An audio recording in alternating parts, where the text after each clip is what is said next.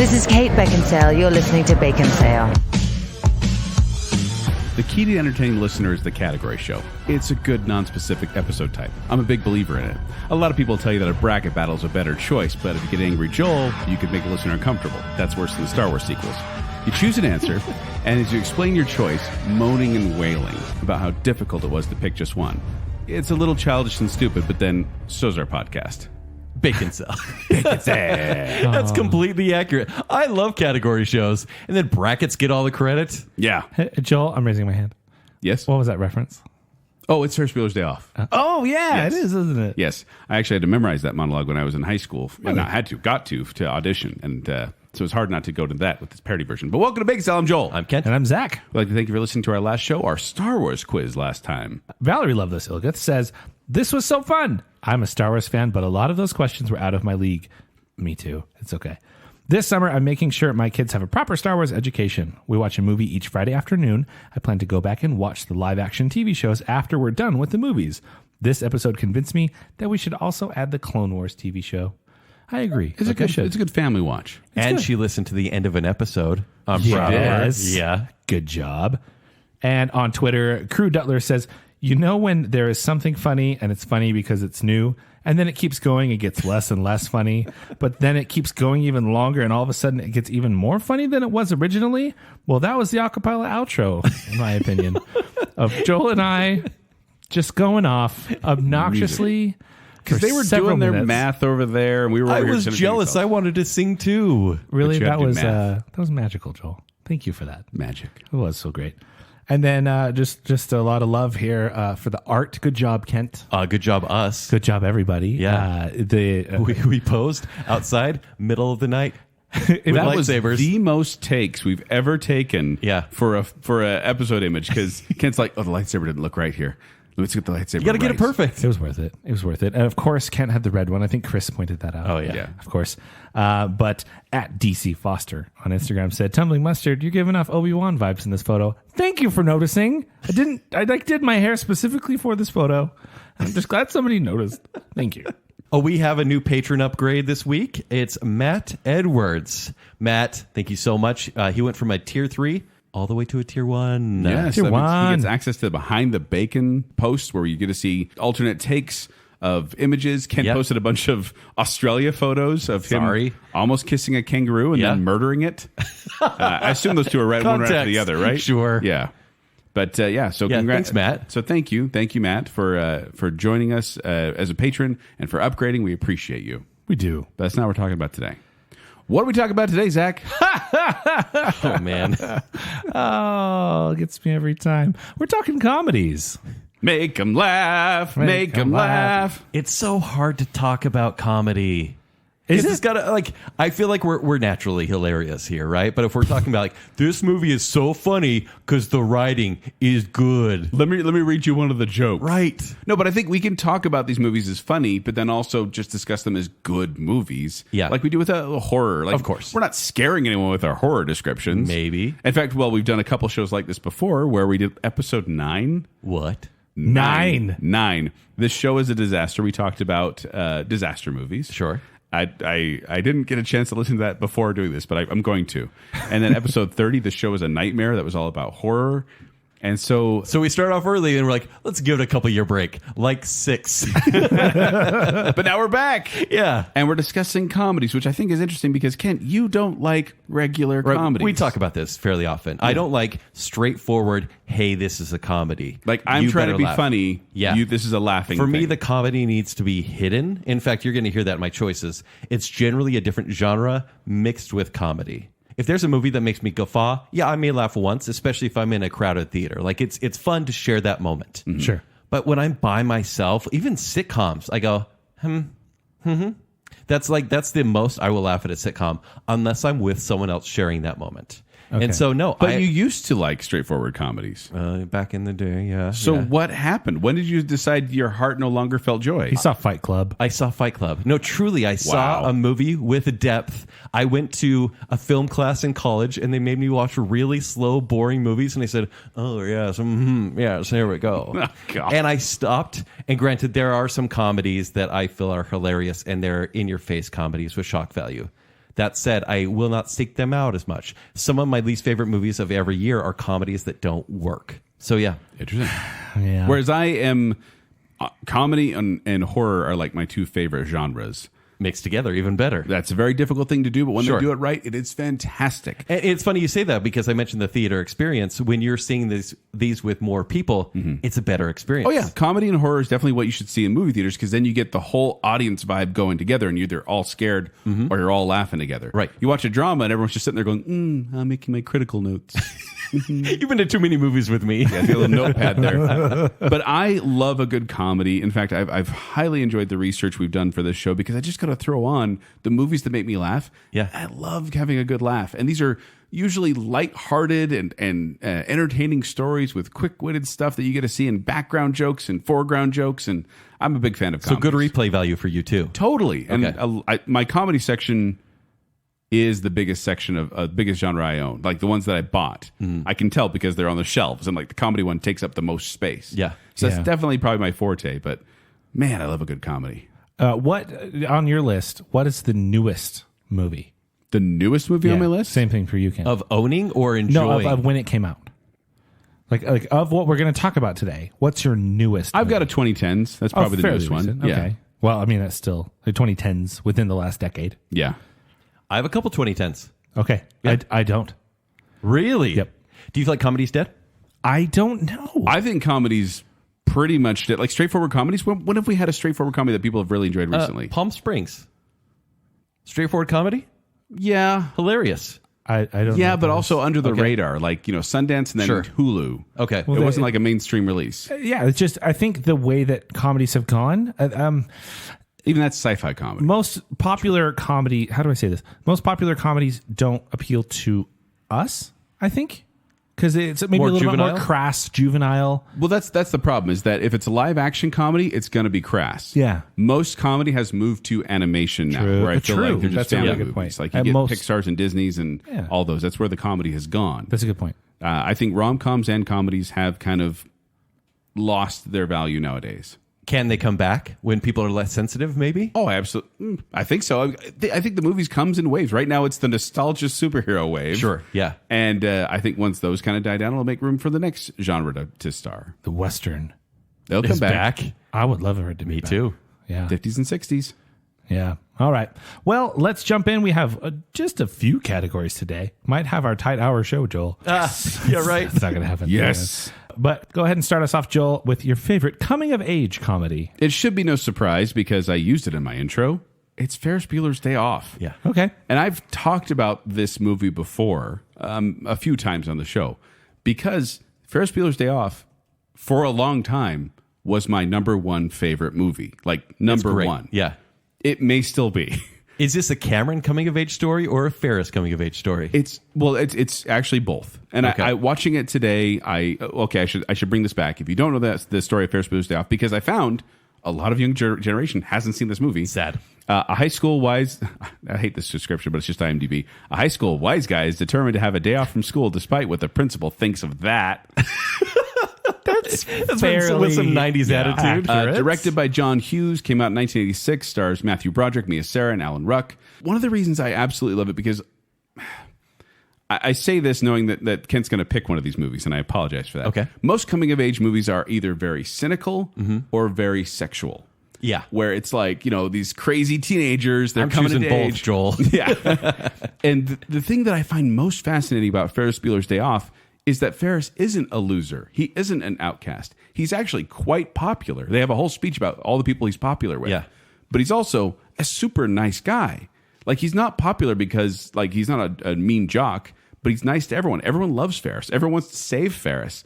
Everyone is looking at him. And, like, you see all these normal coming-of-age stories, and it's all about, oh, this is the person that doesn't fit in. Right. Ferris totally fits in, and yet he's just a good person. Is he an unrealistic movie character for the 80s? Because he doesn't quite fit the trope, right? No. he doesn't Especially in joke. John Hughes movies. No. Where they even other John invent the Hughes. tropes. Exactly. Right. But that's what I find so interesting about it is because he undercuts this idea of what high school can be like. Sure. But he...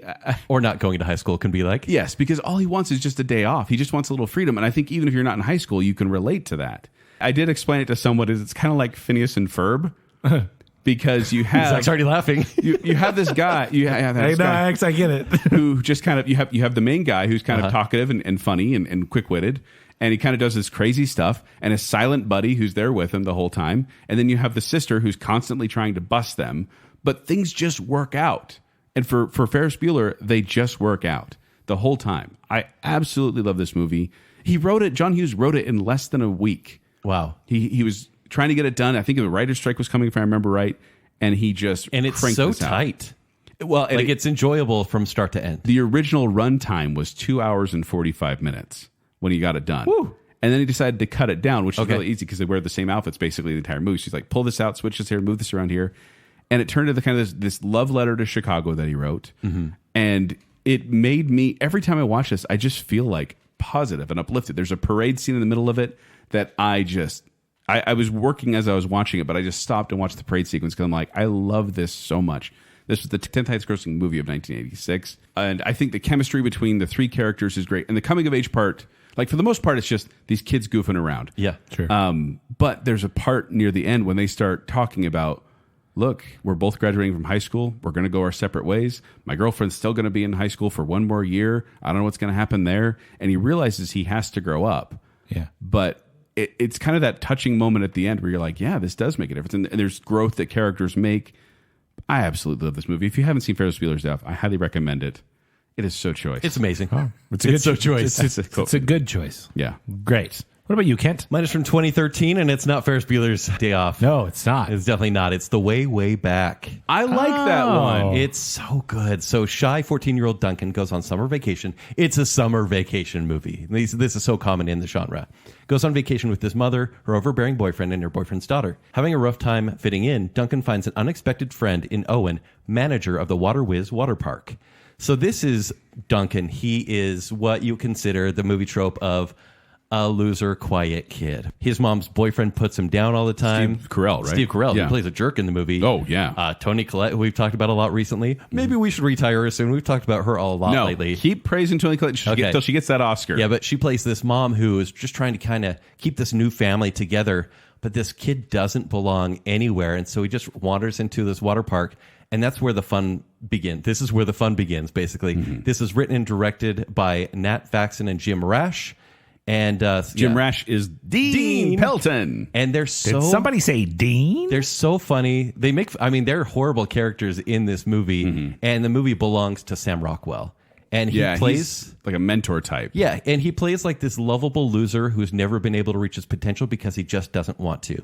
And I feel like this is coming of age not only of the kid, and we can all have that like dream of being like, yeah, if I went away for the summer and worked at a water park, would I get self-confidence? But then you could also, for whatever age group you're in, you could relate with Toni Collette, Sam Rockwell, any of the characters. Yeah. And Anna Sophia Robb is in here, does a great job. Yeah. This movie I need to watch this one again. isn't a straightforward comedy. The comedy is more found, like there are funny lines, but it's a situational comedy.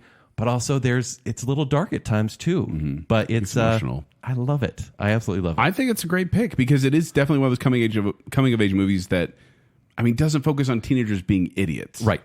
And that's one thing I like is like when you have a coming of age movie, a lot of times they want to make the teenagers kind of nuts. Nor is he too smart for his own good. Yeah. He just seems like a kid. Yeah. Nice. Zach? I haven't seen this movie. I Oh, you need to. should. Yeah. I also didn't see the movie that I actually picked until 3 hours before we recorded this Oh, episode okay. today. Wow. I didn't have a really strong pick for this. I thought about Superbad initially. I'm Yeah, like, that would be a choice. that would be a choice. It's a choice. It's a choice. I thought about Easy A. I'm like, That's another it's fine, choice. it's fine. And then I had this one suggested to me, and I went, "Oh, I've never actually seen it." And it seems like a bit of a crime. This is from 1993. I'll give you the synopsis. In the summer of 1962, a new kid in town is taken under the wing of a young baseball prodigy and his rowdy team, resulting in many adventures. I had never until today seen The Sandlot. Oh, what? Ever. And I watched it for the first time 3 hours ago. And I gotta tell you, I don't know what I was doing. This is a great movie. It is a great movie. I love it. So you're at that point. Okay. Yeah. We all get to that point where we all appreciate Sandlot, right? It's great. Yeah. Well, I mean, I didn't watch it as a kid. Yeah. And so, going through and watching this movie that's directed by David Mickey Evans and starring the kids in Sandlot, it was just so honestly nostalgic for a time period I never even lived in. Oh, yeah. I was like, I don't we've know all anything had about those, the 50s, those summers, or those 60s. times when we've been able to play in the backyard or Yeah. the park and just, yeah. Like looking back, it's the story of an adult looking back, and I'm like, oh, I'm an adult now. Dang it. And you look back and go, man, just playing with your friends, going and just causing trouble. I mean, not and to date ourselves, but this came out when Kent and I were right around that age. And so it's interesting to watch it that's got to be interesting to watch it as an adult. Yeah, I've never seen it before. I mean, I've seen it's omnipresent in pop culture. I've seen Winnie these Peppercorn. scenes. You've been hearing about it forever. That I didn't know. To the annoying I point? knew that was in Sandlot. Yeah. But and I probably, much like I've never seen the Goonies, and I won't watch the Goonies. What? Because people have hyped it up too much, and I'm like, there's no possible way it can maybe reach that in my now mind. that you have kids, you got to watch it through kids' eyes. Yeah, and that's going to give me a lot of opportunity to do that. And this one, I honestly watched it almost screening it for kids' night, and I don't know that we're quite there yet on this No, movie. it's a little more saucy than I remember when we threw it to our kids. Like, oh hey, Yeah, like maybe like a 12-year-old probably. Yeah, but definitely. Anyway, I just watching this movie and it being like baseball season and just be like summer, it feels like an awesome summer when you're a kid, and it's such a good time, and then you see them become friends and meet Mufasa, and it was so much fun. Took me a second. It's a crossover. Took me a second. I got it. And again, I don't know why I decided not to watch this. I didn't grow up with it, but I'm so glad I did, even in my advanced age. Yeah, Great choice. The Sandlot. Oh man, positivity. Yeah. All right. Our next one is the best comedy sequel, if that exists. Because I mean, They've tried a lot in the past 10 years. yeah, Especially Anchorman. bringing things back. They made Anchorman Anchorman 2. 2, another Dumb and Dumber sequel. It Things just that feels worked like previously. The problem with Zoolander comedy 2. sequels is that once the jokes are done, then when you do another sequel, it's like, yeah, it's the same jokes. Yeah. We're kind of done with this. Yeah. I feel like animated movies do this really well, though, because they generally get better animation, better budget, and the jokes grow up with the viewer as well. And so they usually win out here. But I chose, from 1993, Addams Family Values. What? Yeah, because I was looking Wow. for a sequel that transcends the original. Oh, really? You think Values transcends the original Addams Family? I do. 100%. I But recently... now the first one is awesome. It's awesome, but guess what? Whenever I think about the Addams Family franchise, I think of this movie. Because of I think of Joan Joan Cusack. Cusack. Fester's story in this so one good. is so good. So What about Debbie? the synopsis is, the Addams family try to rescue their beloved Uncle Fester from his gold-digging new love, a black widow named Debbie. I watched this with my kids 2 months ago, and I was like, kind of cynical. I'm like, yep, I loved Christina Ricci for years because of this movie. Yeah. And I'm watching it, and I'm going, A, this is a little dark. B, why is this so funny?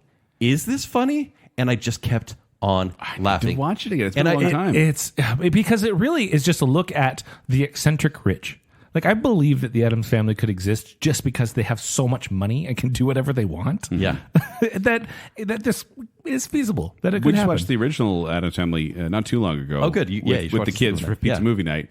And I tell you, Morticia and Gomez, they enjoy each other's company. Yes, they do. And to the point where I was kind of like, look at my wife, like, we good with this? She's like, And it's far more clever than you think. Like, they have Addams Family cartoons now, and they're bad, right? But even the focus they have on the light around Angelica Houston's eyes. Yeah. You're like, they're not. They're trying to be a little cheesy. she's my 100%. second favorite Morticia Adams. Second. Yes. I like You the love the original. original? Okay, I'll give you that. Yeah, the original I TV love show. One to Angelica me. Houston. Raul Julia being a very serious Gomez. Yes. But also ridiculous in a different way. Yeah. absolutely. One of my favorite is it's in that movie where they have the Fester's bachelor party cake. Mm-hmm. Like da, da, da, da, da, da, da. There's supposed to be like a beautiful woman in there Jumping out of the Like, cake? Lurch, did you put that poor girl in before you baked? Like, oh, just And dumb here we stuff are like kind of that. giving lines, right? Like Joan Cusack meets the family and she looks at Gomez and she goes, isn't he a lady killer? And he goes, acquitted. Like, I know it's out of context, but I'm like, that's so funny. And we haven't even talked about summer camp. Summer Yeah, camp summer is why Summer it camp works. counselors is why that's Because you have the darkest kids ever, especially Wednesday, in a very positive, happy-go-lucky Pugsley's the place. turkey. Eat me. It's so good. funny, and there's a love story. And Christina Ricci back in the day is perfect. I think this movie is genuinely hilarious. Wow. I know. I would have not expected that from you, Kent. It's a good pick. It's a good pick. Mine also comes from 1993, and it's Addams Family Values. Yeah, really? My very same pick. Yeah. Wow. It's mine as well. Boop. Boop. Yeah, I was thinking about comedy sequels, and this is one that I do think it's better than the original. I think it's more specifically as a comedy Because it grew it's into more itself. fun. Yeah. Yeah. I need to watch it again. It's been so long. I think this is made. I remember just not liking Pubert. Pubert's weird, but I think it's made Pubert's by weird, no big deal. having an awesome People have no villain, idea. having an awesome villain in Joan Cusack. Yeah. And honestly, the pure dedication by Raul Julia as Gomez, like he gives it in this role, and it's again just so ridiculous. But I think Is this the one with the MC Hammer song, or is that the first one? that's the first one. Okay. Yeah. Well, I think he also may have done one for this. Say what they want to say. That's No, I'm not the sure. early How they want 90s to are play. great. How they want to play. But yeah, the camp counselors and the camp stuff in general. Wednesday smiling all creepy and scaring everybody, making her like brainwashing her with Sound of Music. Yeah. like it's just there's so many ridiculous things, and I think it's aged extremely well. And so if you haven't, Joel, check out. No, I've seen it. Adams. It's been a long time. I also don't think it's locked down to Halloween. It's at any time. No. Agreed. Adam's Family Yeah. is good at any time. Yep. What do you have, Joel? I have an ulcer and a stress headache. Oh, no. Why? Because What? This There's was, a lot of choices. well, this was one of those where I went, oh yeah, comedy sequels, and then I found 3 that I love. Are you going to that had save 2? Or are you going to give honorable mentions? A little bit of honorable mention, Okay. because what happened was I had these 3 that I all gave the same rating to, and that I really enjoyed, and I finally just decided to kind of use a magic 8-ball. you actually my son's did? magic 8-ball. Yes. So you're like, Should I could I borrow that? should I do Zoolander Because I couldn't too? decide.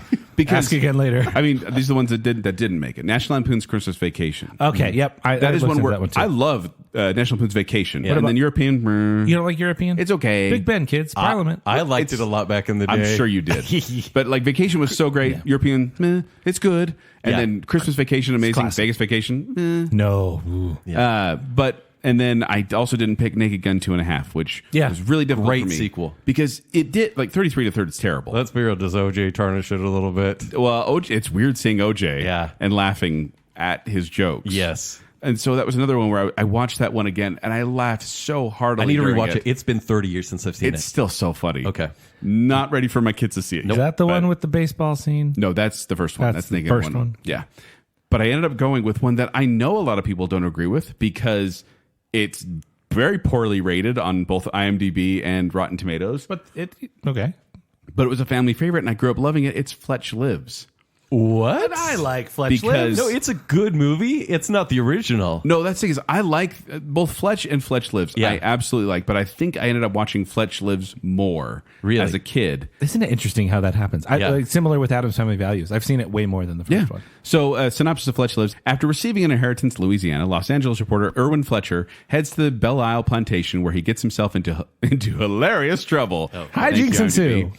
And this is directed by Michael Ritchie, who's not really the guy as far as I know, but he directed the original Fletch and Golden Child. Got Chevy Chase in the lead role here. Arlie Emery, who's fantastic. Hal Holbrook. I think it's as entertaining as the original, or maybe even a little more. Is Fletch Chevy Chase's best role? I think It Fletch is the cult classic peak. for him. Yeah. Yeah. Peak Chevy Chase, I think, is Fletch. I think it's peak Chevy Chase. Yeah, like right around this time too, because I think National Lampoon's Christmas was the same year, '89. Because Clark Griswold might be. That year Between was a those good two. year for Yeah. him. So I grew up watching this movie. It definitely will offend some people, Yeah. because there's some jokes about the South and Southern culture, and there's these neo Nazis that are driving around on motorcycles and being idiots, and there's a scene with the KKK that is making fun of them. But it's a way that I kind of went, could they do this today? Can they make a movie like You this could not today? have a movie like Fletch today. Yeah, and I've read a couple of the Fletch books by Gregory McDonald. This has nothing to do with any of them. They had a whole series of books they could have used, and they just make up this new one. Are they more thrilling than comedic? Or is it straight up comedic? It's basically like the first movie. Oh, The first okay. movie is one of the books, and it's pretty close to what the book is. They're actually really quick reads, kind of highly entertaining, a little vulgar at times. Sure. But I think that Fletch Lives, watching it again, I grin almost the entire time. I can quote almost everything in the movie. You might be the only person on the planet that I know, Cool Fletch lives. but the Magic 8 Ball told me to pick this one. So this is what I went with. And I was actually surprised. Can we do every show that way from now on? We'll do brackets that way. I was surprised by how many, I mean, not how many, but just how many comedy sequels were out there that I liked. There's a lot of terrible ones, but there was a bunch where I kind of went, oh, this one, that one, this one, that one. But these three altogether were just hard to pick. All right, next up we have the acquired taste comedy. What's an acquired taste? An acquired taste would be just something like, you may not like it on the first viewing. Well, eventually it's find it not for hilarious. everyone unless you consume it a lot. Sure. Yeah. Like eventually, if you keep watching it, you're going to end up finding it really Or funny. if it's late enough. Yes, or true. Or if And- you're in the right mood with the right people. Yeah. And don't judge me, but that's exactly what mine is. This is a movie that I actually watched, and we watched as a family shortly after it came out, which was 2004. So I was like 14, 15 years old. Put on the movie, get a little while into it, and shut it off. Nobody's really enjoying it. Nobody's liking it. It's kind of crass. And I have turned to liking this movie. It's a classic, a little bit tarnished by its sequel, and very quotable. Mine is Anchorman, The Legend of Ron Burgundy. Yes. You watched that with your family? Yeah, it got turned off after a certain newsroom scene. Ron Burgundy. I know exactly which one you're saying. Yes. The summary is Ron Burgundy is San Diego's top-rated newsman in a male-dominated broadcasting of the 1970s. But that's all about to change for Ron and his cronies when an ambitious woman is hired as a new anchor. This is an Adam McKay movie before he was making, satirical comedies like he is now, starring Will Ferrell with, Steve Carell and what's the other guy who doesn't age? Paul Rudd. Paul Rudd. And this is such a dumb movie. Why is it better than it deserves to be, though? I think it becomes quotable. That's the thing with it. Oh, It's endlessly quotable. 60% of the time, it works every time. Or singing Afternoon Delight, which we have done on this show multiple At times. this point, Will Ferrell was in a new comedy every 2 months. Yeah. Like, you could get tired of him pretty easily, but this role stands out. Well, it does. It was a different character than he'd done before. It's true. And this one I actually saw, I think because Clean Flicks was having like a clearance sale or something. And Not Cougar Flicks? No. Okay. And I ended up buying it. And so I saw kind of the edited version of it. And I was kind of like, yeah, it's pretty funny. And then I was like, oh, it's PG-13. I'll just give it a watch. And then I was like, wow, this is really strong PG-13. I'll tell you what's shocking is when you don't realize that you're watching the R-rated or unrated version. Oh. Which happened to me when I went to a buddy's house. And we're like, oh, let's watch Anchorman. I was like, I know this one. That was the And then beginning of the end for you, right? You start watching the scenes, and I'm like, this is the part where he says, that's not what he usually says, because they sincerely did so much improvising and goofing around. Mm-hmm. They had enough footage to make 2 movies. So they just made a second version of it, not like a sequel.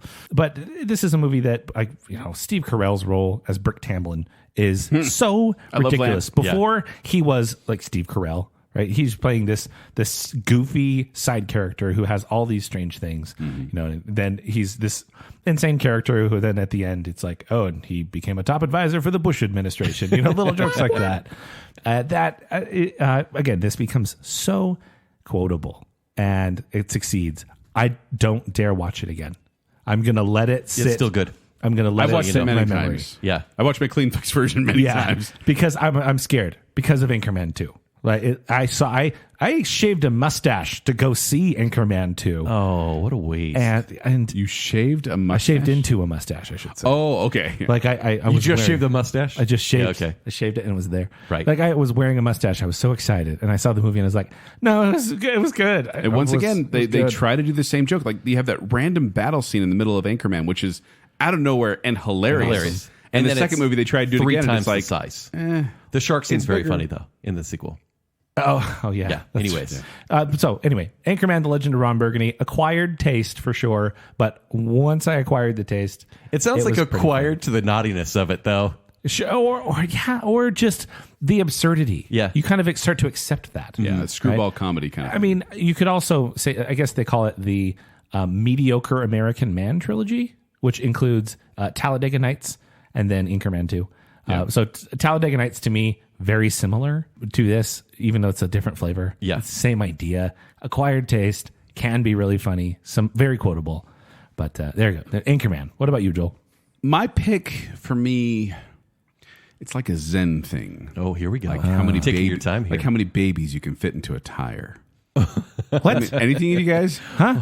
I am cheating a little bit on this one because I'm choosing a trilogy of films. That's okay. I'm choosing Christopher Guest mockumentaries. Oh, So if you have not seen Waiting for Guffman, Best in Show, and Mighty Wind. They did make other ones like Mascots and don't see for your consideration. It's not fine. So it's not good. It's fine. Joel, I chose Waiting for Guffman as well. Did you? So I just got to jump in. I actually so focused on Waiting for Guffman. Yeah. Okay, yes. Because I feel like Best in Show is actually really accessible. You think so? Because a lot of people are interested in the weirdness of Westminster. Of the dog shows, yeah. Local theater and the characters in Waiting for Guffman are so strange. Have you watched this recently? Yeah.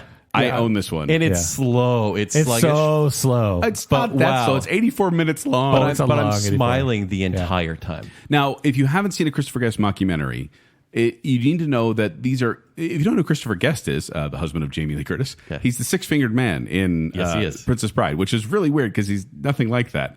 But he's also a member of Spinal Tap, if you don't know that. But these movies are improvised, meaning they give them a scene. They say, okay, here's the scene. You're going to be in this place talking to these people about this thing. Like, there's an end goal to the scene. Yeah. But now talk. And they just do their thing. And so it's like these lines are made up on the spot. And they're all geniuses. They film right? like these. Yeah, they're all Catherine O'Hara, Eugene Levy, Parker Posey, Fred Willard, John Michael Higgins, Michael McKean, Jennifer Coolidge, Jane Lynch, Harry Shearer. These are all like comedians that you love to see. And he keeps using the same people kind of in different roles. Waiting for Guffman is probably my favorite. That's one I would focus on because it's this small town who's putting on a performance and they think they're going to make it to Broadway because this guy named Guffman, the director Corky, but this guy named Guffman is coming to see their play. And Corky St. Clair, played by Christopher Guest. It's the day of the show, y'all. He's hilarious. I love so many of his lines. And I find this movie endlessly quotable and enjoyable. Can you tell me a little bit more about Mighty Wind? A Mighty Wind is a folk music one where they have this kind of this famous folk musician dies, and so they bring back all these different folk bands back together for one big concert.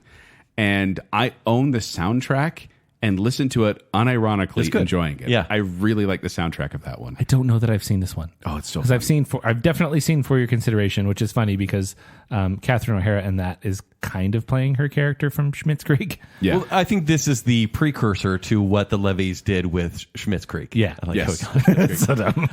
Because Schitt's Creek is very popular at this point, and if you love that kind of comedy, go back and revisit these. Seriously. Waiting for Guffman, and it's so much fun too. And cleanliness-wise, Waiting for Guffman, honestly, is it's a PG show. Yeah. But it's rated R because of one scene where this guy goes, like, they're doing auditions. He's like, I'm going to do a scene from Raging Bull. And then he just goes into this profane tirade, and they're horrified by it, because why would you do that at a community theater audition? Right. But if you cut out that one part, it's like a PG movie. And the way Christopher Guest does it is he films these scenes and just lets them kind of go for like 10 minutes.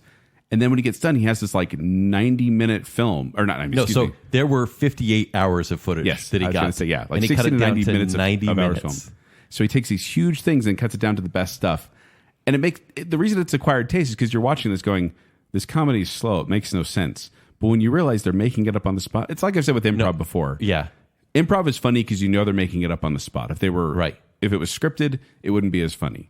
This has kind of that same mentality to me. Every joke ends in a deadpan way that is funny because it's awkward. Yes. Similar to, once again, another TV show, The Office, right? The very mockumentary style. Yes. And you love these characters because they're so strange. And you bring up a good point that Office and Modern Family and Parks and Rec owe some debt of gratitude to Christopher Guest's movies. 100%. Because these mockumentaries, even this is Spinal Tap going back even further, created this talking head genre where you believe these people are real, even though they're completely ridiculous. Yeah. Catherine O'Hara and Eugene Levy and those they get a lot of credit. For me, the MVP is Parker Posey. She's so good. Love Parker Posey. So good in all of it. In fact, my kids hate Parker Posey because they've only seen her in Lost in Space. Yeah. And I want to go back and show them all these movies, be like, no, we love Parker Posey. We enjoy her performances. Yeah, she's awesome. All right. What about your favorite parody or satire? Once again, I had to go to the Magic 8 Ball for this one. Don't steal one of my choices. I hope not to. Are you going to give them all? Well, no, because obviously I could have put Shaun of the Dead here because it is a satire. We retired Shaun of the Dead. That's the problem. 2 years We've back. talked about Shaun of the Dead endlessly because it is like, if Ferris Bueller's my number one, Shaun of the Dead's my number two, and they battle for that position. Yeah. But I didn't pick Shaun of the Dead because the Magic 8 Ball pushed me against that one. I also, once again, the Naked Gun franchise. I should say the first two. I don't like the third as much. Naked Gun is one of those where I'm like, they're spoofing the police procedural, and it's hilarious. And every time I watch them, I laugh hysterically. But I decided to go with something that, because of the 8 Ball, a little more targeted, because I went with something that may be more topical right now. I went with Hot Shots. So good. Oh, So yeah. Hot Shots is a parody of Top Gun, if you don't know.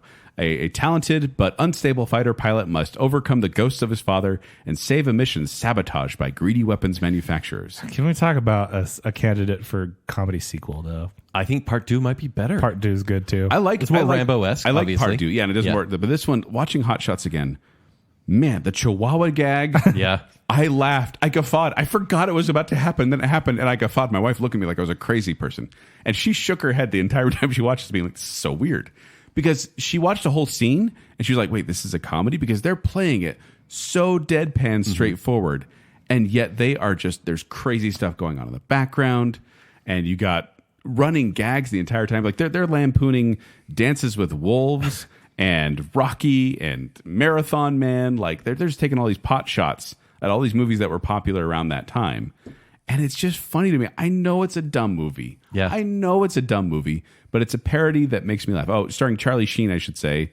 And Valerina, what's her name? Valeria Golino? That's her name. Okay. She's Italian. She was in like Pee-wee's Big Top Pee-wee, and this one. The breakfast cooking scene, which I didn't understand when I was a kid. And when I rewatched Top Gun, I'm like, oh, that was totally different. I expected Hot Shots. Yeah. Yeah. Well, my brother watching Top Gun again, Mike was watching Top Gun again, and he said, I forgot that in Top Gun, they don't talk to him in the plane and say your father was actually a hero. Yeah. That's in Hot Shots. And I'm Right. like, Yeah. yeah, that's in Hot Shots. So yes, the jokes are quick, they're plentiful. It's definitely dated, but I do enjoy Hot Shots and I laugh. It's my favorite. It's my favorite Top Gun parody. Yeah. All set. There you go. Like, I think it's a genre that Mel Brooks really just crafted himself. But I feel like even though it's not the original, I feel like the forefather of this parody, the satire genre, is Airplane It's from Airplane. 1980. That's your pick? for sure. Absolutely. This Is that your pick as well, Zach? It's my honorable mention. Okay. This is still one of the greatest comedies of all time. Yeah. Surely you can't be serious about this pick. Don't call me Shirley. There are 2.6 jokes per minute in this movie. It is So many. non-stop. And a lot of it, kind of like you discussed, we couldn't tell these jokes anymore. Oh, no. Yeah. But they could. It's There's 1980. something about these screwball comedies where they were like, hey, Yeah. let's just make fun of everyone and everything. Yeah, and what this is parodying is disaster movies. Specifically, there's a TV show called 0 Hour, and then the Airport franchise, like Airport 1975 and stuff like that. And those were deadly serious. In fact, they put in the two leads in this movie, and they made them play it serious. And then they got dramatic actors like Leslie Nielsen, Lloyd Bridges at the time, and they said, okay, you guys are the funny ones. Yeah. Even though clearly deadpan, but zany They're being nonetheless. I was going to say, Leslie Nielsen's comedic timing is impeccable. And it was his first comedy, too. And he did a fantastic job. Oh, to the point where it became what he's known for. Yeah, right? he's in the Naked Gun series. And then even Lloyd Bridges Yeah. was in Hot Shots as the Admiral. That makes me crack up every time. Right, but this was done by the Zucker brothers and Jim Abrahams, and it's just so good. Don't worry about the sequel, but this one is still funny, strangely, even though it's very dated. Oh, yes. Right. Yes, But the also hilarious.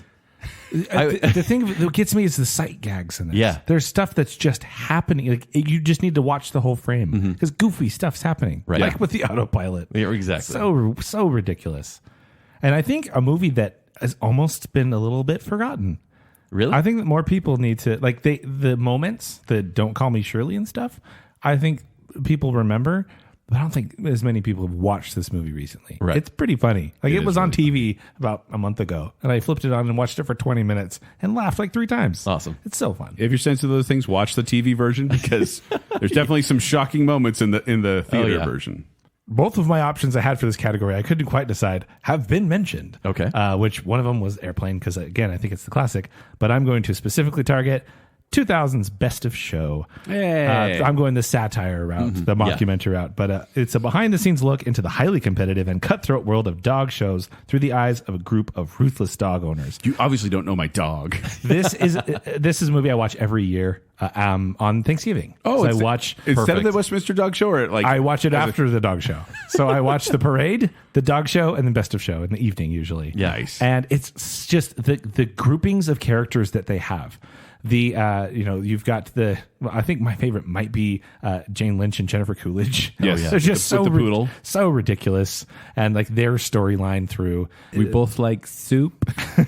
But of course, Eugene Levy 2 left feet. with his 2 left feet, Literally 2 left feet. Loves a terrier. Like that's so funny. And then of course, Parker Posey and Michael Hitchcock High-strung as the really high-strung yuppies. They have to have the specific bee toy. Where's Busy Bee? Where's Busy Bee? And then Fred Willard in this movie is just is this very eccentric gay guy is so funny. Wait, Fred Willard is the comedy. Oh no, sorry. Who am I thinking of? Fred Willard. John Michael Higgins. Fred Willard doing the color commentary, being the John O'Hurley, is that his name? Who actually does it? Being that character is just so ridiculous Because he has no idea what he's doing, but they still let him on the mic. It cracks me up every time. Yeah, so just endlessly funny to me, in different ways and different layers. It's aging really well, I think, even though it's getting more ridiculous. And you might not make this movie today. I love Best of Show. It's my favorite of the trilogy, the air quotes trilogy. Yeah. Just because, again, I watch it every single year. I like Waiting for Guffman. Maybe doing theater, Waiting for Guffman. Did you feel attacked? It makes me uncomfortable a little bit. It's like, that's pretty true, actually. It's like not funny because it's real. But Best of Show actually made me go to a dog show. I've been to a dog show. I'll tell you what, it's kind of accurate. There was this one guy who was there, and he got an Afghan hound. It was a very pointy nosed dog that I believe was featured in 101 Dalmatians. Anyway, he had just purchased this dog, and he just talking to her. He's like, "I'm going to put a snood on you because we're a snood wearing family." What is a snood? It's like almost Can like I get one? like a gator that people were wearing as face masks, but for dogs.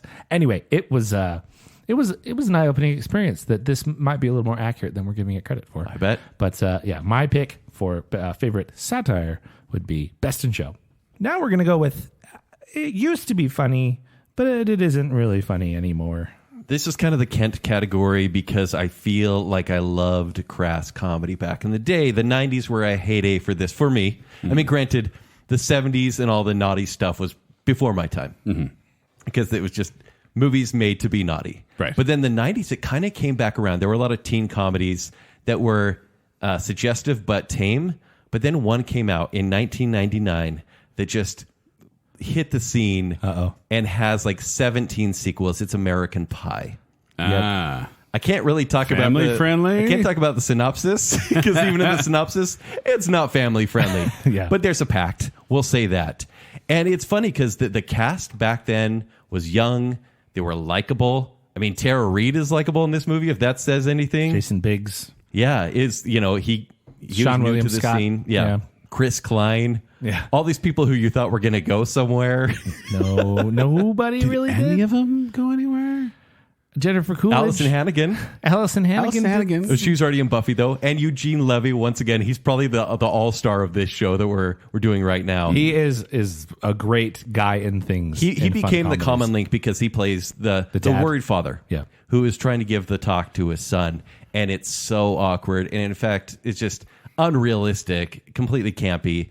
But back then, this movie was full of shock value and moments that were incredibly naughty. And of course, I was 18 years old, so this is me the whole time. Oh, yeah. That was a good moment. That was awesome. High-fiving my buddies, thinking we were really cool because we like naughty comedy. I can't watch this anymore. No. And I look back at my 18-year-old self. I'm like, really? Where was your taste at? Oh, I remember. Your favorite movie was Austin Powers. And the reason I didn't choose that movie is because there's still some funny moments, and because of the Bond watching we did recently, I can see the satire in it. Yeah. So, but American Pie, all of its sequels, I judge myself harshly for even laughing or smiling at the jokes. You actually just mentioned mine. Okay. It is the Austin Powers franchise. The franchise. I'm just going to go with all three. Are there no funny moments, Zack? There are funny moments, but I'm going to leave them in the past. I don't want to watch. So you don't think the Dr. Evil and Scott dynamic is very funny? I think it's oh yeah, he's spinning around in his chair. I remember when that was funny. Yeah. But and it very well could be oversaturation for me that I've seen these movies too much. So I specifically picked the first one, Austin Powers, International Man of Mystery. A world-class playboy and part-time secret agent from the 1960s emerges after 30 years in a cryogenic state to battle with his nemesis, Dr. Evil. This is these are all directed by Jay Roach. This is a movie that I quoted all the time. This is back before before you had like TikTok giving you a new thing every week that was funny. It was like I literally had an entire summer that was so it would have been, I guess, summer 2002, 2003 that was dominated by quoting Goldmember every single day to my friends. Like Toy like a toy guy. yeah, all of it. Yeah. I think the movies, honestly, they're pretty consistent in quality throughout. Like I think all three are pretty solid. Like in being the same. They all have funny moments. I like the Bond connection specifically that it's tied mostly to You Only Live Twice, which is like my favorite James Bond movie, which is because of the hollowed out volcano layer and whatnot. But I think it's maybe Mike Myers comedy that I just don't always feel like going back to. But this is a movie that I actually think of really fondly. I'm terrified it's not funny anymore. So I've decided... I started watching this one recently, and I got 30 minutes in. I was like, I'm good. I've decided to leave it in the past. I watched all 3 of them recently. And? We'll talk about it later. Okay. Oh, okay. Yeah, so I've decided these were very funny. I liked them, but I've decided to move past them. I don't think they're that funny anymore. So what do you got, Joel? This is where I lose the listener because they're not going to know it. You guys aren't going to know it. But it's a recent experience for me. Yeah. When I was a kid, there was a movie called Saturday the 14th. Oh, yep. And it was a movie that was like a parody of horror movies. It has nothing to do with Friday the 13th. And I was like, it popped up on like YouTube TV. And I was like, oh, Saturday the 14th. I remember liking that when I was a kid. I must have not been a very bright kid because watching this again, I'll just read the synopsis. A family inherits an old mansion which houses the dangerous book of evil that has all the monsters of the world trapped inside it. And it's not good. This is 76 minutes long, which is probably about 73 minutes too long. This is a joke, a one joke thing. And it's like I was watching a rough cut of a film that never got finished. The story is absolutely confusing, makes no sense. The acting is terrible. It's this real husband and wife that are supposed to be like a comedy duo. I don't remember. Is it a good riff or satire on horror movies or slashers? No. And that's just it. Like, it's called Saturday the 14th. And I remember the tagline says, you thought Friday the 13th was bad. Saturday the 14th is even worse. And or something like that. And I remember being like, oh, this is going to be like Friday the 13th parody. Nothing to do with Friday the 13th. Yeah. This is a spoof of like 30s and 40s haunted house movies. And the visual effects, there are some that are entertaining, but they all look hokey. It's a waste of time, but at least it's short. Baconsale. I felt like... Not short. I felt insulted watching this movie because I was like, I liked this at one point. So like I said, no one has heard of it. No one's ever going to see it. No one should see it. But for me, it was a very eye-opening experience to be like, wow, Saturday the 14th is a terrible movie. Oh, was it disappointing? What? Was it disappointing? It was because I kept being like, why did I ever like this movie? Like Mr. Boogedy is an Oscar winner compared to Saturday the 14th. Do you like the musical numbers though? Like, who are these children coming down? That's wrong. Wrong movie. Saturday's Warrior. Yeah. I feel like Saturday should be reserved for Saturday's Warrior. It's a special day. They should trademark that day. Maybe. All right, next up we have the comedy that makes you cry. Now with this, I got to ask you guys up front, did you go with it like a singular moment that makes you cry or something throughout? I did a whole movie. A whole movie, okay. Mine's more of a singular moment, and honestly, I just wanted to get a movie with this particular actor in here. This is 1991's Father of the Bride, starring Steve Martin. With his oldest daughter's wedding approaching, a father finds himself reluctant to let go. Is this a recent one because you became a father? I don't know. Maybe. I haven't seen this movie in a long time, but I've always found this movie so sweet at the end. I just watched it recently. Is it? Yeah? It still gets me. You cried? Yeah. Still gets me. I'm actually like at the very end? I'm actually watching the old 1950s It's been a long one time. now. Yeah. Yeah. Yeah, it's just got such a sweet ending, and especially because you're watching the sort of tension and stress of this whole experience. Of this, 250 ahead, like this whole thing of this dad stressing about the money and logistics, but really at his core, he's struggling with feeling like he's losing his daughter. Yeah, and that like gets me a little bit. Now I got a little girl at my house, and I'm a little bit worried about that too, and she's only 3. So So I think this movie is sweet, but at the same time, I just needed Steve Martin on my list because I think Steve Martin's amazing, and there will be other versions of the show, I'm sure, where I'll get to talk about the jerk, but I think just Steve Martin's great, immensely talented guy, and man, he was on a string there of super funny movies in the 80s and 90s. And this one is funny, but also has a lot of heart, and I appreciate it. Father agree. of the Bride. Joel? So I've talked about my pick on episode 43, How to Lose a Listener in 10 Days. I talked about it on episode 121, Time After Time Travel. I talked about it on episode 189, Time to Tearjerkers. And I've talked about it on episode 234, Decade Dance Drama Edition. I knew you'd pick this movie. Still have never seen it. It's about time. It's about time. It's about time you watch this, because the movie is about time. And synopsis, at the age of 21, Tim discovers he can travel in time and change what happens and has happened in his own life. His decision to make the world a better place by getting a girlfriend turns out to be not as easy as you might think. Yeah, these IMDb synopses are weird. Right. Starring Domhnall Gleeson, Rachel McAdams, Bill Nye, Margot Robbie in her first feature film role. And Kent, we talked about this before. A lot. This movie makes me cry almost as much as it makes me laugh. Because there are parts of this where I will chuckle and just giggle. It's funny, though, because, I mean, this is a science fiction fantasy comedy drama, right? It's a Romance. lot. A romance, Yeah. exactly. It's throwing a lot at you. And I would say the comedy comes early in the movie. And then when he gets the girl, you're like, oh, this is tender. And it gets really tender at the And end. so kind of loses the comedy, and that's where the heart comes in. But it still has a really nice balance. This is your pick, too. And Yeah, but I'm changing my pick now. and this is directed by Richard Curtis, who did Love Actually as well. But he said he decided to write a film about how you achieve happiness in ordinary life. And I feel that's the heart of this movie, is that there's some loss in this movie. There's some emotion in this movie. But at the end of the day, it lifts you up and affirms that you can find joy in everyday life. And it is absolutely, it's an amazing watch. I wish Richard Curtis didn't lean into the R rating too much, because I feel like this would be an amazing kind of straightforward. This should be a mandatory movie, Zach. Yeah, a PG-13 I know. straightforward movie. I when I was doing research, I saw this and I went, that's the pick. I know I've never seen it, but that's the pick. Yeah. And it is a comedy in the sense that there's parts my wife and I will just laugh together. Yeah. Because it's just funny. Just there's an interaction. Just the interaction between Rachel McAdams and Domhnall Gleeson is hilarious. And it balances the main character, Tim, out so well because he can time travel to get what he wants. Yeah. And in any other movie, they would make him a selfish character or, I don't know, like a little devious or whatever, but he's still endearing the entire time. He's still basically making good choices. like a ginger Hugh Grant. Is this the one where he travels back in time and then yells at the army of stormtroopers? It's not that one. Oh, okay. No. But yes, and then I cry endlessly when I watch this movie. And then I call my dad and tell him how much I love him. Yeah. So This is a definite tearjerker. Sure. It's why I chose it as well.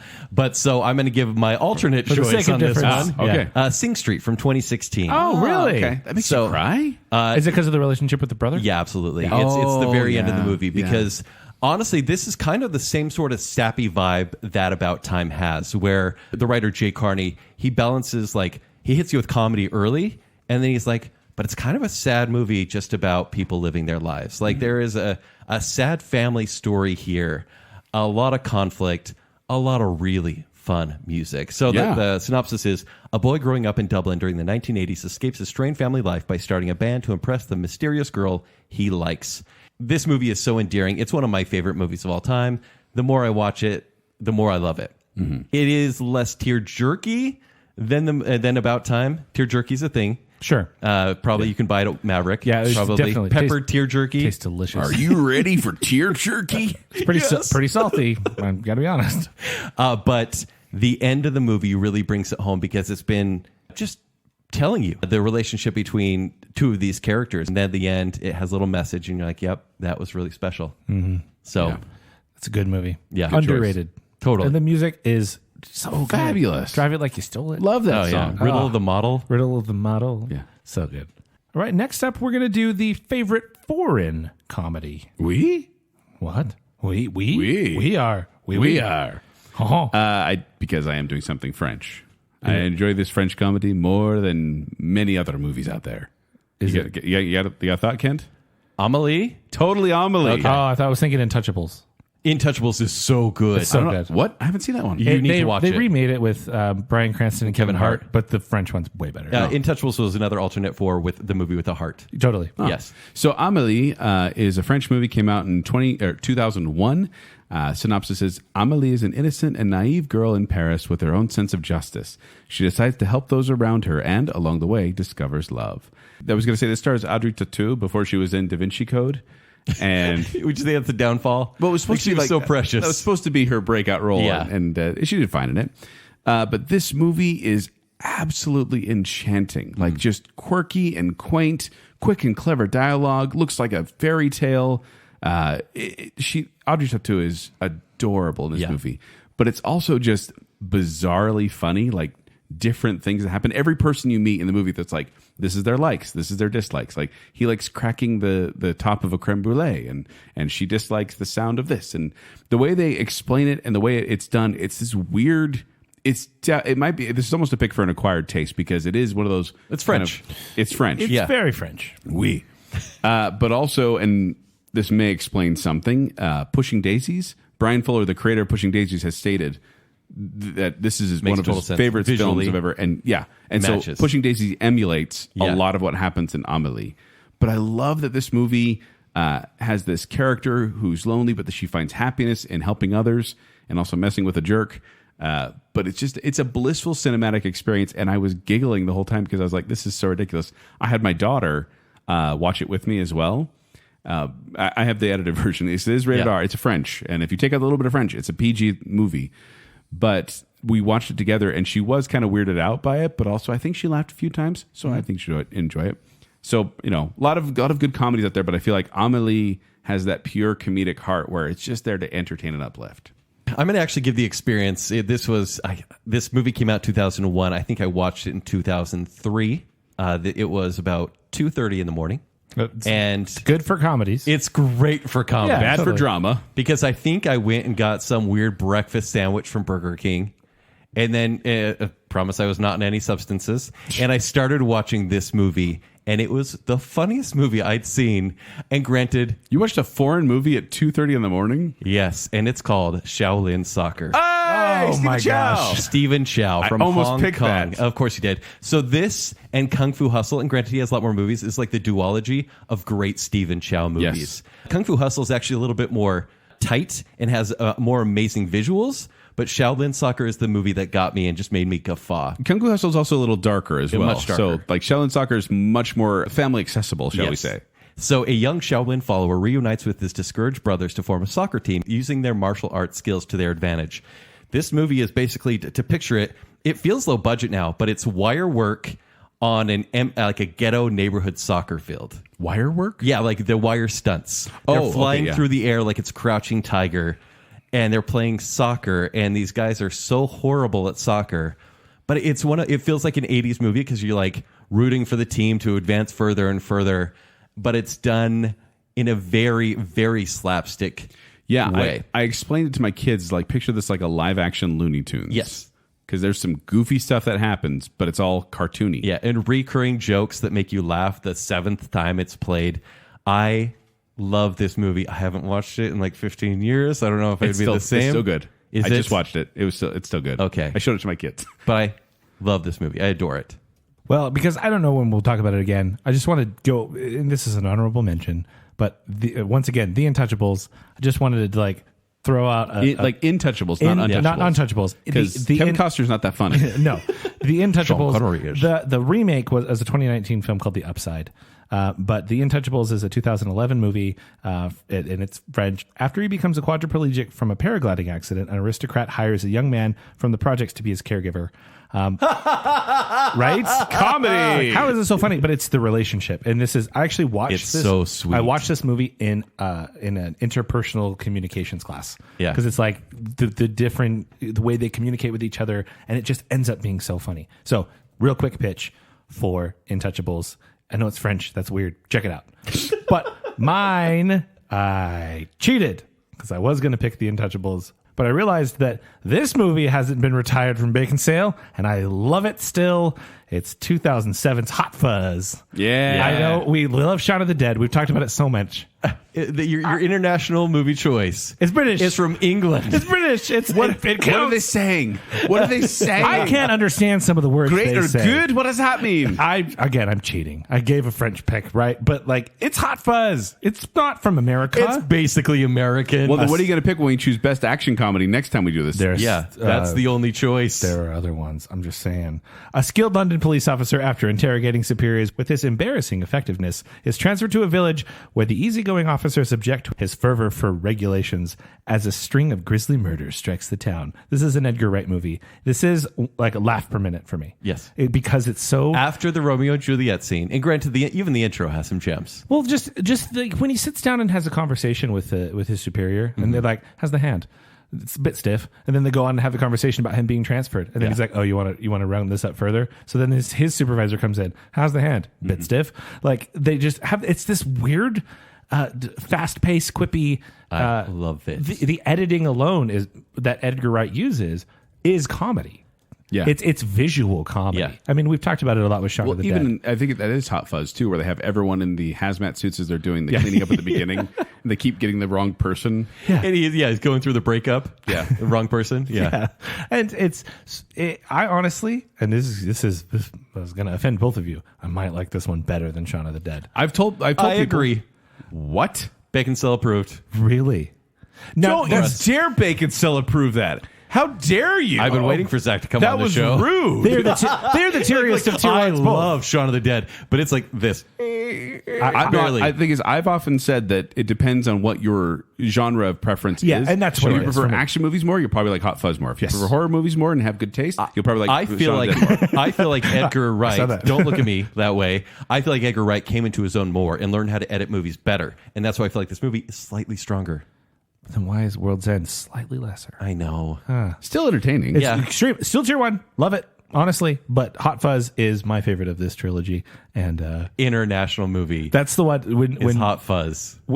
I cheated. What can I say? I just wanted to talk about it so much. That's the one I was watching clips of when we arrived here today. I was like watching clips and laughing and going, I should have just watched this whole movie. I love it. All right, I cheated. I'm sorry. Next up, let's go funniest family friendly comedy. My pick is from 1987. It's The Princess Bride. Oh, fabulous. Dang it. I didn't even consider this one. Yeah, because, I mean, there was a lot of these movies, and once again, I kind of said this at the beginning, you may not think of this as an outright comedy. Man, if I didn't hate you right now, I'd really be applauding your choice. No, look, I love Shaun of the Dead. You know I love Shaun of the Dead. You tried to Baconsale approve it right here. It's not like you tried to delete it. Tried to Baconsale approve it. Cable, There's no official finger boop, so it's not done. have we cable IMAX erased the Edgar Wright trilogy? Like I think we did. I believe we did. That's pretty easy. It's pretty easy. So while homesick in bed, a young boy's grandfather reads him the story of a farm boy turned pirate who encounters numerous obstacles, enemies, and allies in his quest to be reunited with his true love. I have so many good feelings about this movie. Is it more of a good feeling movie, or are there genuine comedy. laughs? Like one of my favorite lines in the whole movie. Once again, lines out of context. Yeah. But when he's talking about the fire swamp, and he says, "Well, I'm not saying I'd like to build a summer home here, but the trees are actually quite lovely." And the look she gives him just cracks me up every time. The entire rescue of Wesley going up against these guys. Yeah, it's so perfect. Yeah, that sequence, Vicini in it. Yeah. Right. Right. Wallace Shaw, is that his name? Yeah, Wallace Shawn.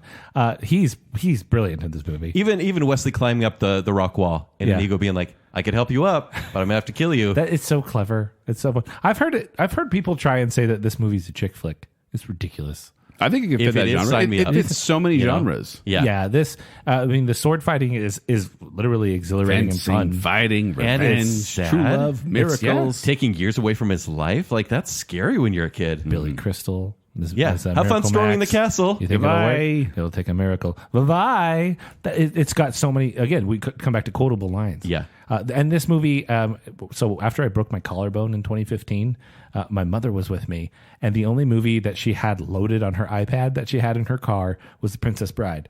And I'm sitting there in the waiting room and in the the examination room, in terrible, terrible pain with a broken collarbone from a dirt bike accident. She's like, "Here, watch Princess Bride." And I'm like, this does make me feel better. Yeah.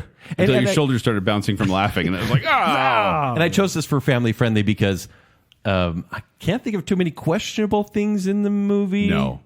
And also, I've tried to get my It's pretty kids squeaky. into 80s fantasy movies, and I feel like this is a great gateway for that. Yeah, I'd say the only thing is it's maybe some violence. Sure. Yeah, Yeah. but- Come on. Come on. I mean, his shoulder after the ROUS. Yeah. This is pretty gross, but Yeah. so it may be a little bit of violence, but overall, I think most people have seen this movie, and it's an all-time classic. It really is. It really is. So with favorite family-friendly, I think this is the only time an animated movie has been mentioned. Don't have any animated. So I stayed away from it on purpose. I went with it because we recently started doing movie nights at my house, and my 3-year-old stepdaughter picked this movie, and it's one that we've all watched many times as a family, and we're all happy every time we do. I always laugh out loud, and this is 2000's Emperor's New Groove. Oh, great choice. I think this movie is hilarious. That is hilarious. And it's underrated. It's Totally. got subtle comedy in it. It's got broad comedy. It's slapsticky, ridiculous.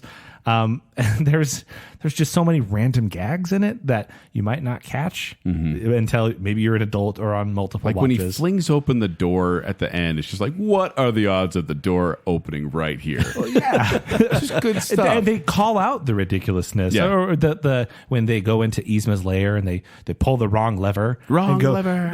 like, why do we even have that lever? And then an hour later in the movie, Kuzco and Pacha do the same thing. Why does she even have that lever? Good running gags. Or the very end, and this is one that I didn't even necessarily realize, and now my wife and I look at each other and laugh. It's at the very end where he has the head where the water drains out of his nostrils, and they're falling down and like, oh no, this is so bad. And the guy's like, we didn't for the last time, we didn't order a giant trampoline. Yeah. And it's just there randomly. He's like, oh, you could have told me that before I set it up. Yeah. Like, it's so ridiculous. That's a good one. But throughout all of this, I mean, I guess I should give the synopsis. Emperor Kuzco is turned into a llama by his ex-administrator Yzma, and now must regain his throne with the help of Pacha, a gentle llama herder. It's a ridiculous movie. How did Disney do it? I'm not a huge David Spade fan. He's amazing in he this is. movie. Yeah. John Goodman's great, super sweet, super funny. Always. Patrick Warburton is Oh, yeah. great. Eartha Kitt is great. Like, it's got an amazing voice cast. Yeah. It doesn't feel like a Disney movie in a good way, in a really good way, and extremely funny. If you haven't seen it lately, watch it. It's great. Bring it on. For my pick, I have talked about it before on Baconsale, but I wanted to bring it up again because it was the first one that came to mind, and there's so many other good ones out there. I mean, a lot of family-friendly comedies, they kind of dumb down the humor for the kids, and it doesn't make it as fun for the adults. Yeah. But I find Cloudy with a Chance of Meatballs to be so good. absolutely hilarious. Good Yeah. choice. The synopsis is, a local scientist is often regarded as a failure until he invents a machine that can make food fall from the sky. But little does he know that things are about to take a turn for the worst. Thank you, IMDb. Directed by Phil Lord and Christopher Miller. This is their directorial debut. Yeah. This is their first one out there. They've also done the Lego Movie And 21 Jump Street. 21 Jump Yeah. Street. There's kind of a shift there. This stars Bill Hader, Anna Faris, James Caan, Andy Samberg, Bruce Campbell, Mr. T, Neil Patrick Harris. Mr. T is really funny in this. He is. And this is one of those ridiculous movies. It's eye candy. Like, it's like the colors and the way it's all set up and the animation is so fun to watch. But the story and the jokes are just as entertaining as the visuals. It's clever comedy. It's quick comedy. Like I said, this is terrible out of context, but there's this one part where he builds like this Jell-O castle, and he invites someone in, and he's like, everything in here is made of Jell-O. That the piano, the statue, that Jell-O. And there's like a Jell-O mode made of Jell-O. I don't know why. That cracks me up every time I see it. This was based on a book, loosely based on a book. Doesn't have much to do with Which it. is weird because you watch like the Dr. Seuss movies, right? And it's so much filler based on a short story. Yeah. Whereas this one was perfect. Well, I think it's based on the short book. no one knew the book, and then Right. they made the movie, and people are like, "Oh, I'm going to go read the book now." Yeah. Funny because Lord and Miller, as they're called, the directors, they were actually working on the script, and then they were fired because they didn't like the story. They hired another person, Ron Howard. probably, but then they fired soon. them and hired Lord and Miller back. Wow. They reworked the story. They almost got fired again, and then they changed some other stuff, and then finally got the movie made. And they said it taught them two valuable lessons: the power of creative collaboration and the importance of emotion in the story. Because this also has a good emotional dynamic. But this is one parents can watch with kids, and I watch so many times. And It's so enjoy. rewarding too because at that moment and still there was a glut of animated movies and most of them were bad. Yeah. But kids would go see them anyways. And then you see something like this, which is hilarious for everyone. And I definitely like when my kids are like we're choosing to watch one of those glut of animated movies of all the Storks and all When that did kind this, of when stuff. did this come out? This came out in 2009. Okay, go on. And but like when all these other movies were coming out, I'm like, no, kids, let's watch this one. Let's corral you into the good comedy here, so you can watch this one. But I crack up every time I see it, and we do quote this in my house sometimes. So Cloudy with a Chance of Meatballs. Great choice. It's a movie I forget about. That's a fun one. But every time someone brings it up, I'm like, dang, that is good. Yeah, I think I'm going to be watching a lot of the movies we bring up tonight. Yeah, definitely. And apparently there's some that I need to see. So, okay, well, maybe we don't want to watch these next ones because these are the movies we find to be overrated. Overrated. That's a sports thing. Good job, guys. Yeah, thank you. It's a thing we can. There we go. We like sports. I think I'm starting here, right? Yep. All right. So this is a movie that I was told was the funniest thing. It was supposed to usher in a new genre, and frankly, it did. It's a movie that by the time I saw it, maybe a little overhyped, and I did not find it funny at all. This is from the director of Old School and Joker. It's 2009's The Hangover. Yep. Great choice. Yeah. Great choice. Three buddies wake up from a bachelor party in Las Vegas with no memory of the previous night and a bachelor missing. They make their way around the city in order to find their friend before his wedding. It's like a try-hard bro comedy. Yeah, it's like Bradley Cooper is, I guess, really Super handsome in handsome. it. But This is an exhausting movie. Zack Yeah. Galifianakis isn't the Bachelor is the He's guy gone the whole time. Yeah, he's got from National the Treasure. guy from National Treasure. Yeah. Yeah. And Ed Helms coming into fame at the time. But Ed Helms There are like moments of funny in get this. it? He doesn't have a tooth. Yeah. Yeah. Senior Chang from Community, whatever his name, Ken Jeong. Yep. Not a He's fan. don't like anything he does. Yeah. You've got Mike Tyson stuff is kind of funny. Mike Tyson, I guess it's funny that he's in it, but Yeah, that's the joke. overall, I wouldn't say it's bad, but it is extremely overrated. it's like- because I think everybody's like, oh, I'm gonna have that weekend in Vegas. It's one bought and day. paid for by Vegas, right? It's like you could come to Vegas and do crazy stuff too. Oh, isn't it crazy? Stop it. You're going to go to a buffet, Yeah, right? You might see Blue Man Group. Maybe. But I remember this in 2009. I saw the drive-in movie, and I'm like, "This is the movie everyone's talking about." Everyone was just talking That was at a about it drive-in so movie? much. Yeah. What if the kids in the other theater turned around? Guaranteed, they probably did. Yeah, I definitely had no positive feelings after seeing it because I was like, this is dumb. Here's what I love, though: the legacy didn't last because they released a sequel, and everyone's like, "Oh yeah, that formula is the worst." And then they somehow got a third, Right? and they're like, "Hey, we're gonna go back to Vegas." It's like, no. It's like the Oceans. That the way they try to do that little direction. Did there. they? The Oceans movies? Yeah. Was there more than one? Oh no. Mm-mm. I'm pretty sure there's just the one, which is Yeah. great. There's a French movie out there somewhere, but it's a remake, I think. All right, Joel. So for my pick, I chose a movie franchise that has made over $676 million Jay Roach is awesome. worldwide. Overrated Oh, yes. or forgotten completely? no, overrated because I've never really liked these movies. Oh, okay. You're You're talking about Austin Powers. 1997's. 1997, 1999s, and 2002s. The second time I saw that movie, it was my favorite movie for about 4 years. I know, and I feel bad saying it. The first one? Yeah, the first one. It's I think I liked the second one more. What? Are you a Heather Graham fan instead of Elizabeth Hurley? Oh, Hurley all day. American Woman. Save it for our Heather Graham versus Elizabeth Hurley show. I will start that fight right now. Although Beyonce. But I didn't Not get. bad Come either. on. The first Austin Powers came out, and I was like, "Yeah, it's funny, pretty crude," and wasn't a huge fan of it. Yeah. And then the second one came out while I was away in Portugal, and I heard people quoting it, and I heard that stupid. Oh, behave. No. The song. What's that one? It's not Hard Knock Life. What is the one in the second movie? It's Hard Knock Life in the third one. Just the two of us? Just the two of us. Yes. A beautiful And- stranger. Oh, that was terrible too. Yeah. Madonna's a terrible, terrible, terrible song in that one.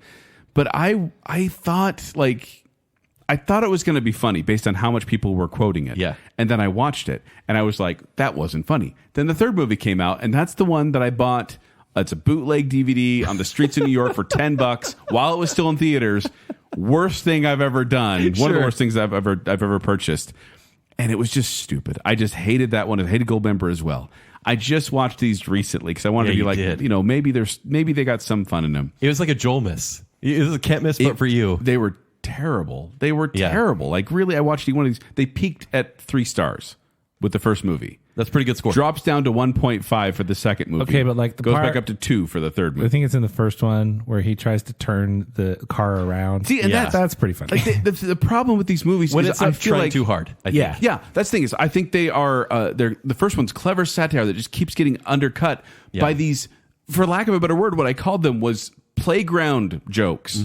Like in the third, by the time you get to the third one, it literally is they're telling jokes that you had told as a kid on the playground. Like, oh, I'm going to set this up as a like not a real joke, just like a joke you tell. Like you're just saying things. This was lightning in a bottle for Mike Myers, though.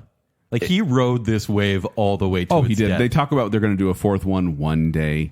But I just feel like I feel like these movies, Mike Myers just does whatever he wants, and everyone goes comedy gold. Yeah. That's comedy gold. I'll give the credit for the opening sequence of all of these is pretty cool. It is. The Especially cameos are the Goldmember. best Really part. good. The cameos are the best part. Well, of there's Goldmember. Goldmember has the cameo leading into it's the big dance numbers at the beginning that I really appreciate. And I actually But- do like Dallas Power's theme song by Quincy Jones.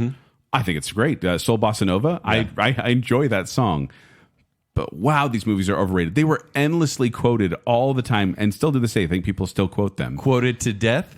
Yeah. Okay. I put this on my used to be funny isn't anymore. Right, me After too. talking about it, You want to watch it again? and after you talking about it, I'm like, maybe I need to try these again. I did not enjoy watching these. And I think Rob but Lowe I don't and think Robert Wagner together, like them playing the same character, super great. I don't know. super great. I think it's pretty funny. I'm Because questioning Rob your Lowe taste does right now. such a good job playing Robert Wagner. he does an impression of him. Yeah, it's funny. Whoop-de-doo. Yeah.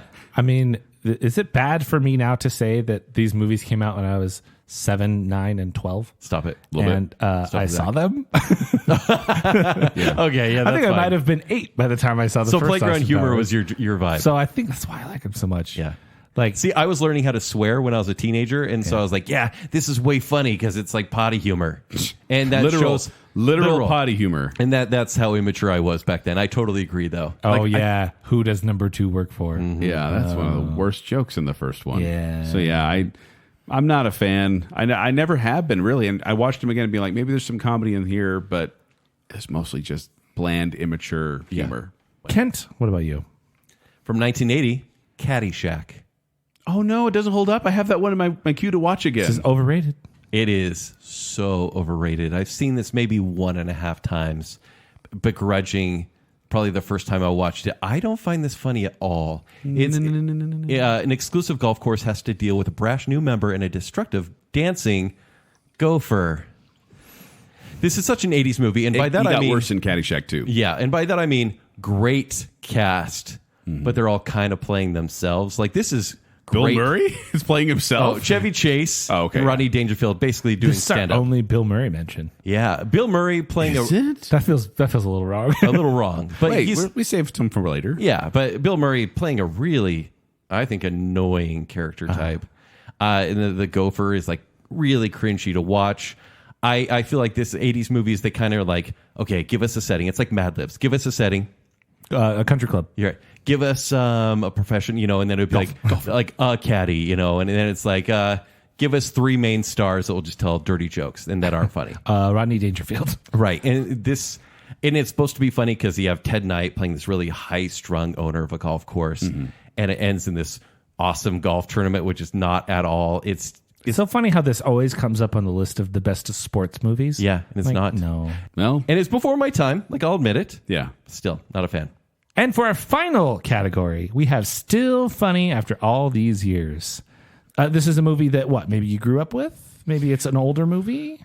So I had conflict here as well because I wanted to give some love to Charlie Chaplin and Buster Keaton, like of the silent era. So after all these decades, is what you're that saying. literally, Yeah. after all these years, they're Yeah. still enjoyable, and they are.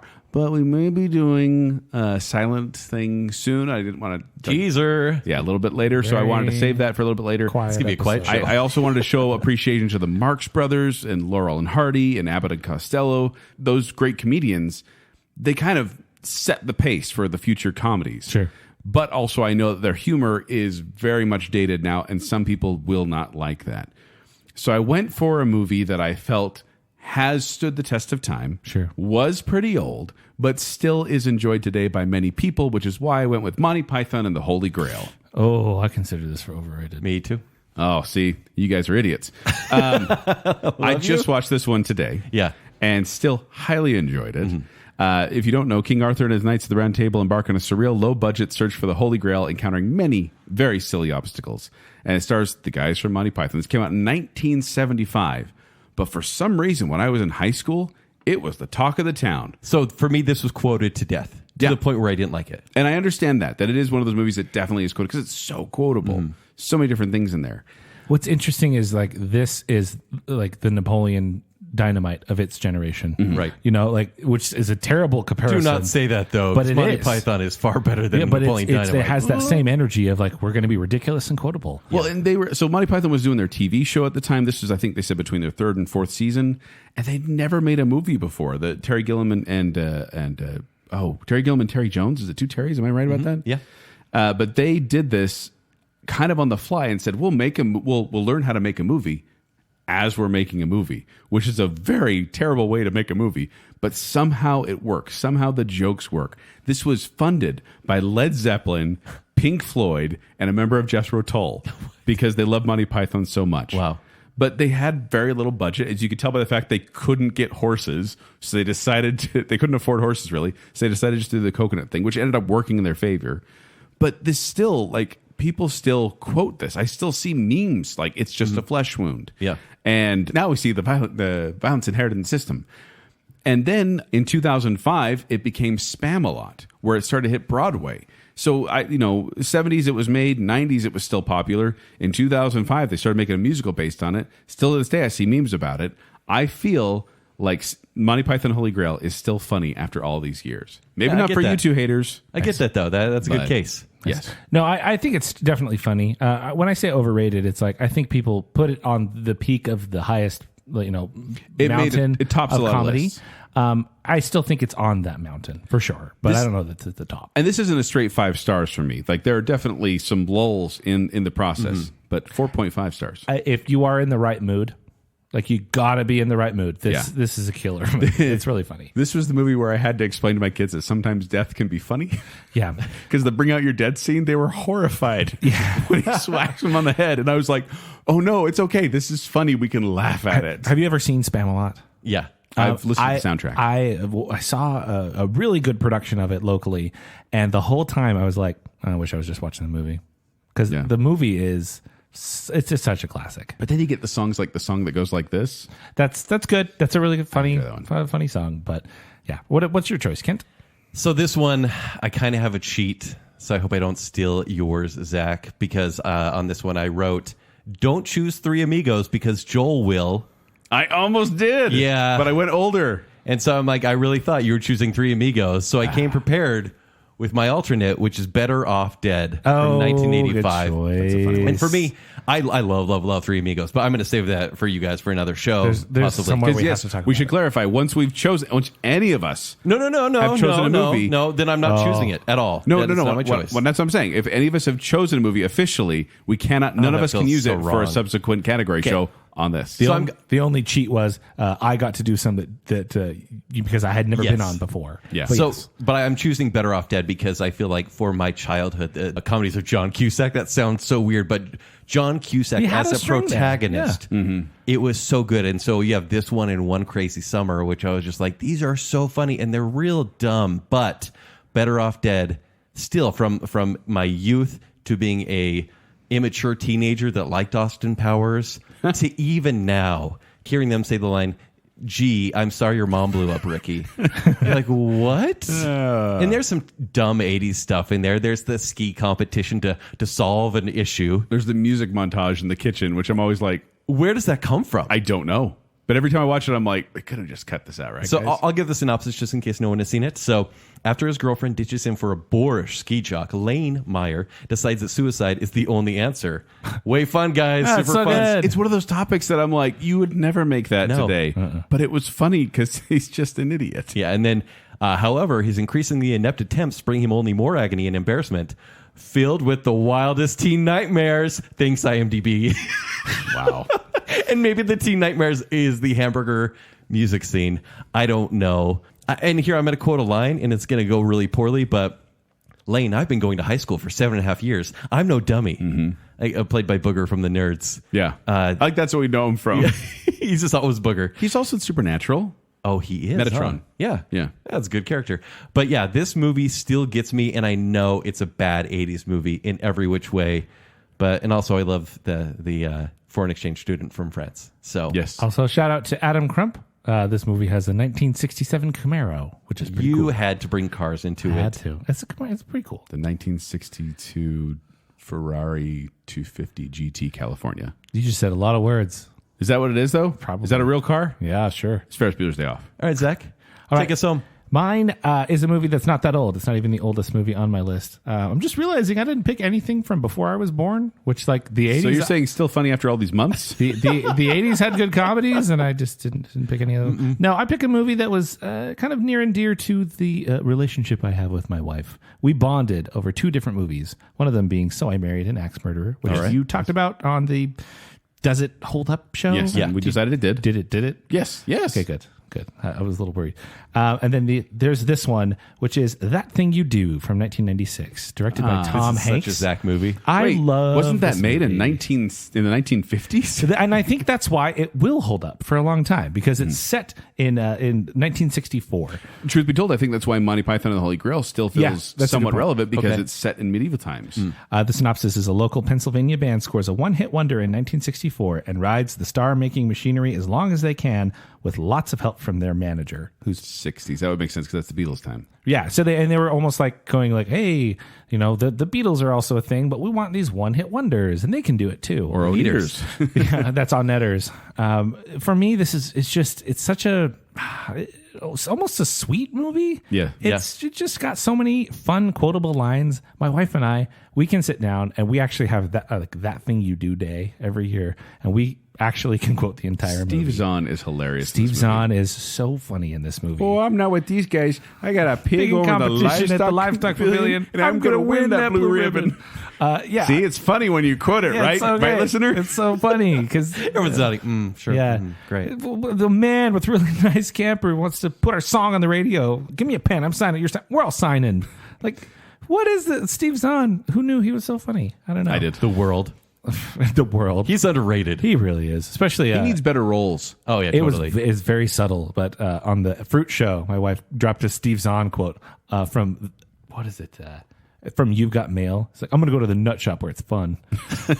What a dumb quote. But we say it all the time. But anyway, That Thing You Do to me is just so fun. And it's like a little time capsule that even though it's set in the 60s, it still feels like the 90s. Yeah. And Tom Everett Scott is really charming as Guy. Yeah. And Liv Tyler is, I think, an awesome the girl in this movie as well. Tom Hanks gives a good performance and I think directs it well. The music is great. It's the first and second CDs I ever got were Backstreet Boys Millennium and the That Thing You Do soundtrack. It's a good 90s mix there. It's really weird. So I listened to this music constantly and had so much fun doing it. And the song truly is like a catchy tune. Great. Yeah, Adam Schlesinger from Fountains of Wayne. From Fountains of Wayne wrote the song. And I want to watch this movie right now, even though I could quote the entire thing in my brain. I will be watching this every year for the rest of my life. I think it will hold up. Great choice. So there you go. There's our picks for some of our favorite comedies, some of our least favorite comedies. Right.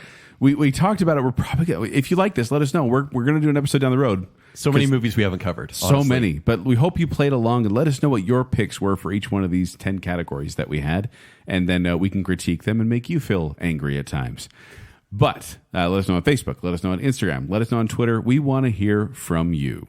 But before we go, we'd like to give some love and laughs to our patrons, including the I'm the Listener tier, which includes Sir and Madam Hicks, Shannon West, Sean Sandquist, Scott Sprague, Ryan and Marley, Rocky and Steph, Lady Terry Finley, Johnny English the Brick, Jennifer Kilkowski, Jake the Cooler King Swallow, Glow Clendaniel, Debbie Foster, Chris Stroud, Casey Cummings, Braden Winterton, Angela Plotz, Andrew in the Dark, Alicia Bass, and Adam and Rachel Crump. And then we have our Bacon Council, which includes the one, the only Chris Anderson, Stephen, everyone's favorite Ross, Star Wars expert Kyler, Pants, our favorite couple, the Madsons, Nicole Sitton and the Sin Ben Hale, Josh Hansen, Her Royal Highness Jessica Terry, Beaker, and Allison Gall. Thank you, patrons. Love Thank you, you, patrons. listener. Patrons, I love you.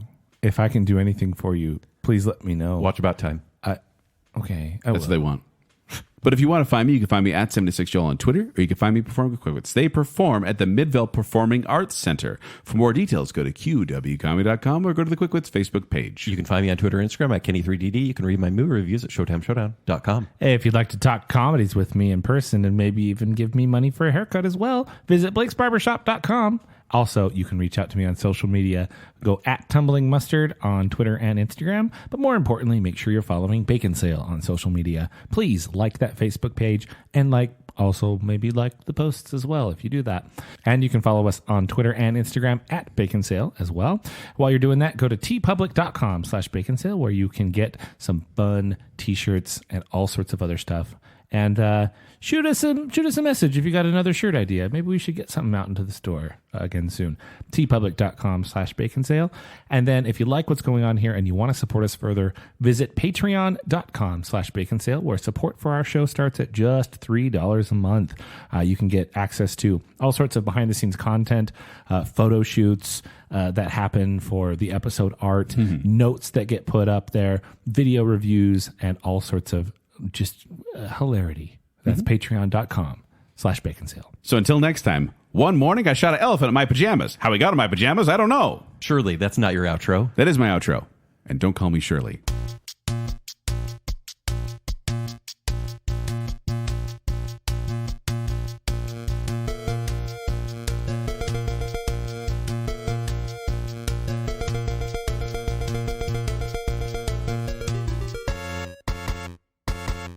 What happened? When did you decide your heart no longer felt joy? He saw Fight Club.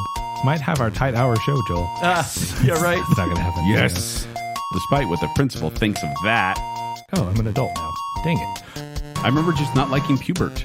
Pubert's weird. Pubert's weird. What do you have, Joel? I have an ulcer and a stress headache. The Magic 8 Ball told me to pick this one. I shaved a mustache to go see Anchorman 2. Oh, yeah. Oh, yeah. That was a good moment. Like, Mr. Boogedy is an Oscar winner compared to Saturday the 14th. I feel like Saturday should be reserved for Saturday's Warrior. It's a special day. They should trademark that day. Maybe. I know it's French. That's weird. Check it out. No, how dare Baconsale approve that? How dare you? I've been waiting for Zack to come on the show. That was rude. No official finger boop, so it's not done. Stop it. You're going to go to a buffet. Yeah. Right? You might see Blue Man Group. Oh, see, you guys are idiots. It's like a Ginger Hugh Grant. Filled with the wildest teen nightmares. That's me. Who are these children coming down, coming down? We are the three amigos. We are the three amigos. We are the three.